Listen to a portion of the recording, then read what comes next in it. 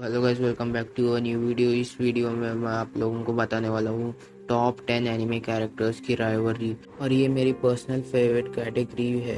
और ये list ranking wise नहीं है, बल्कि ये एनिमे के सीरियल नंबर है। तो चलिए शुरू करते हैं इस वीडियो को इस इंट्रो के बाद।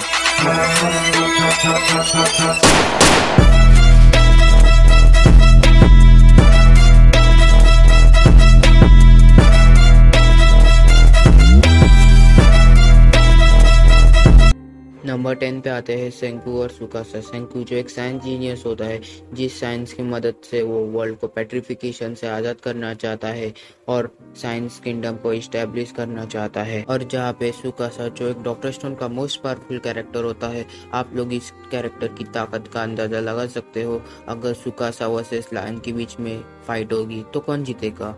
जब सेंकू ने सुकासा को आज़ाद किया तब उसने सोचा कि मैं सिर्फ प्योर हार्टेड को ही जिंदा करूंगा और जो ईवल लोग हैं मैं उनकी मूर्तियों को तोड़ डालूंगा। और जिस कारण से इनकी दोनों की राइवलरी की स्टार्ट हो जाती है, जहाँ पे सेंकू सारी ह्यूमैनिटी को रिस्टोर करना चाहता था और वहाँ पे सुकासा सिर्फ प्योर हार्टेड को ही जिंदा करना चाहता था, to deny war in this world. इन दोनों की राइवलरी में आप लोगों को फ्रेंडशिप भी देखने को मिलेगी और माइंड गेम भी। तो चलिए बढ़ते हैं हमारे 9th नंबर पे, कागेयामा और हिनाटा।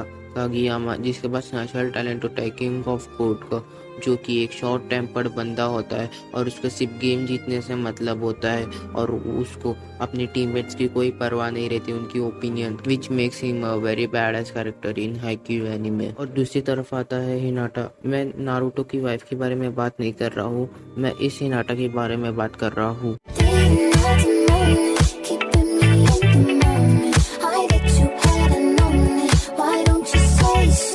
हिनाटा जो कि एक शॉर्ट हेडेड रहता है और उसका सारा मजाक बनाया रहता है कि तू वॉलीबॉल नहीं खेल सकता, पर हिनाटा खेल सकता है जो कि उससे बड़े हाइट में है।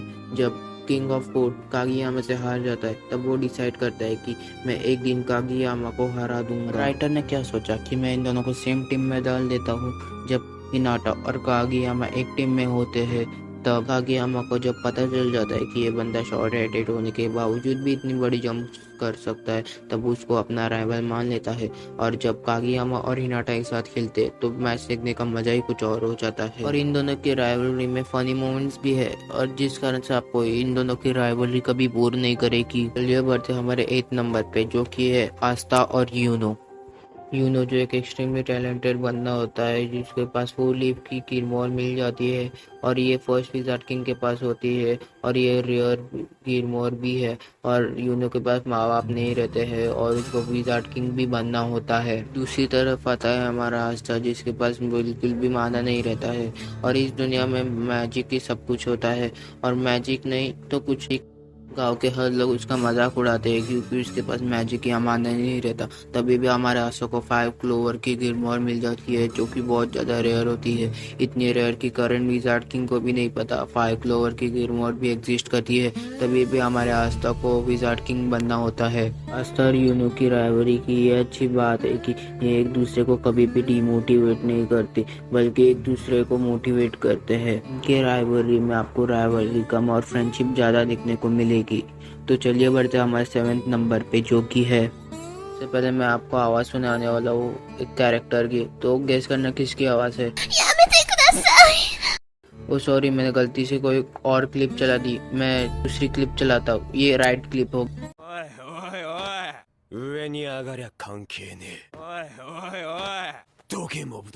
जी हाँ, आपने राइट गेस किया, वो है बाकुगो की आवाज। तो आपने समझ लिया रहेगा कि मैं किसकी बात करने वाला हूँ, कात्सुकी बाकुगो और इजुको मिडोरिया की राइवलरी के बारे में।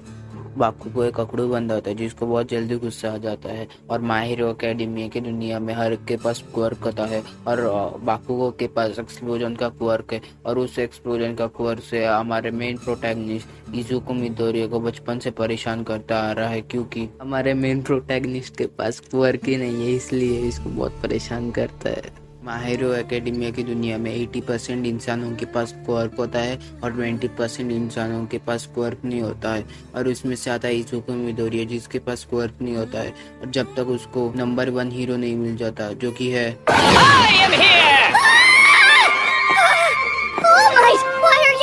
मुश्किल से एक जोक मारा है, प्लीज लाइक कर दिएगा। और ऑल माइट अपना बाल देता है इजुको को खाने के लिए। ये मत पूछना को किधर का बाल था, उसको खाने के बाद इजुको के पास भी पावर आ जाए, वन फॉर ऑल की। ऑल माइट ये बोलते हैं कि ये सीक्रेट हमारे बीच में रहेगा, पर बाकुगो को पता चल जाता है कि इजुको मिडोरिया के पास ऑल माइट का क्वर्क है। और बाकुगो इजुको को ये बोलता है कि चाहे तुम्हारे पास ऑल माइट का क्वर्क क्यों ना हो, पर मैं इस दुनिया का नंबर 1 हीरो बनूंगा। तो चलिए बढ़ते हैं हमारे 6 नंबर पे, जो कि है जोरो और सांजी। जोरो जो कि स्ट्रॉ हैट्स का वाइस कैप्टन होता है और जोरो को वर्ल्ड का बेस्ट स्वॉर्ड्समैन भी बनना होता है। और जोरो का एक बैडेस मोमेंट भी होता है जब जोरो लूफी का पेन को महसूस करता है और जोरो की पूरी बॉडी खून से कवर होती है। और जब सांजी जोरो को पूछता है तो क्या हुआ, जोरो ये बोलता है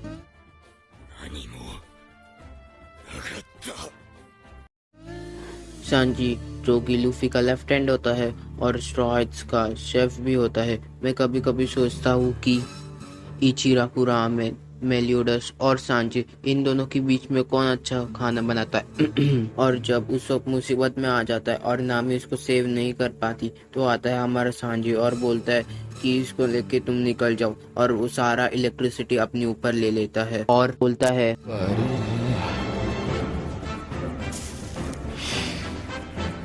आपको इनकी राइवलरी की ये फनी बात लगेगी कि ये हर छोटी सी छोटी चीज पे लड़ना चालू कर देते हैं।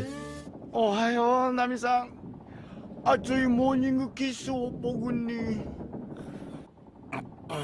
ぬぐい。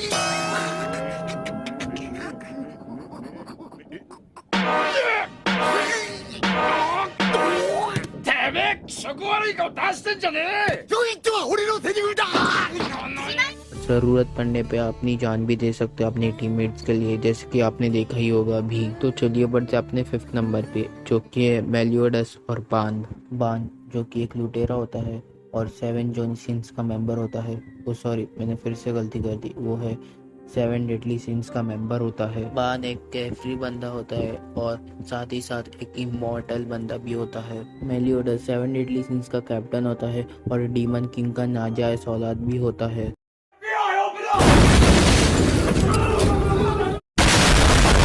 एक बार बान ने मेलियोडस के तलवार को हाथ लगा डाला था तो मेलियोडस ने उसको स्कार दे दिया था। और ये दोनों 700 से भी ज्यादा बार लड़ चुके हैं, वो भी अपने फुल पोटेंशियल पे। एक राज की बात बताओ, बान मेलियोडस से बहुत अच्छा कूद करता है और आपको इन दोनों की राइवलरी फनी भी लगेगी और इंटरेस्टिंग भी। तो चलिए बढ़ते अपने 4th नंबर पे, गोकू और वेजिटा। गोकू जो कि एक पूंछ वाला बंदा होता है पूरी दुनिया में अकेला, और गोकू हमारा ताकतवर भी होता है।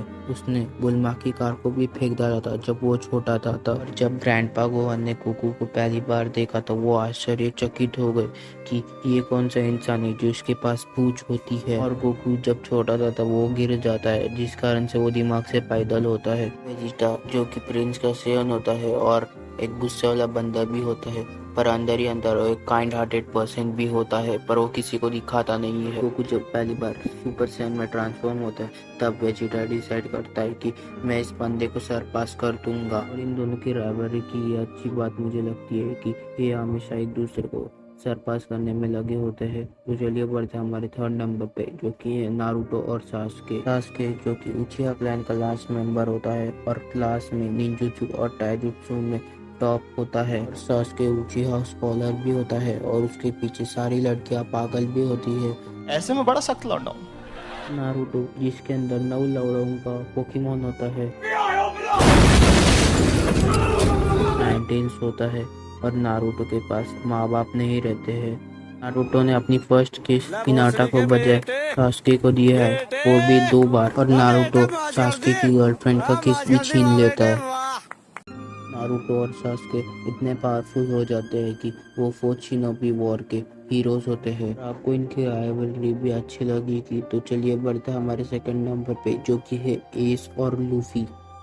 एस जो कि गोल्डी रॉजर का बेटा होता है और कार्प जो कि लूफी का दादाजी होता है, जो कि उसको और एस अपनी माँ का सरनेम यूज करता है अपने आप को बचाने के लिए वर्ल्ड गवर्नमेंट से। और एस लूफी का भाई भी होता है। लूफी जो कि मंकी डी ड्रैगन का बेटा होता है और वर्ल्ड का मोस्ट वांटेड मैन भी होता है। और मंकी डी ड्रैगन के बारे में हमें कुछ नहीं बताया गया है, पर हमारे लूफी को पायरेट्स ऑफ द किंग भी बनना होता है। एस और लूफी हमेशा एक बात पे ही झगड़ते हैं कि पायरेट्स ऑफ द किंग कौन बनेगा, तू या मैं। जब वो छोटे होते हैं तब इन दोनों की राइवलरी की ऐसी बात लगती है कि जब एस का एग्जीक्यूशन होने ही वाला है तब हमारा लूफी मरीन फोर्ट में आ जाता है अपनी जान की परवाह किए बिना अपने भाई को बचाने के लिए। तभी भी हमारा एस मारा जा चुका होता है और इस लवड़ू की वजह से हमारा एस मारा जा चुका है। ये बढ़ता है हमारे फर्स्ट नंबर पे जो कि है एल और लाइट। लाइट जिसके पास डेथ नोट होती है और उस डेथ नोट से पूरी दुनिया से क्रिमिनल्स को मार देना चाहता है। अगर इन दोनों की राइवलरी को ऐड नहीं करता मैं तो ये राइवलरी की लिस्ट कभी ख़त्म ही नहीं होती। और लाइट को एक क्रिमिनल फ्री दुनिया भी बनाना होता है और लाइट स्कॉलर भी बनना होता है।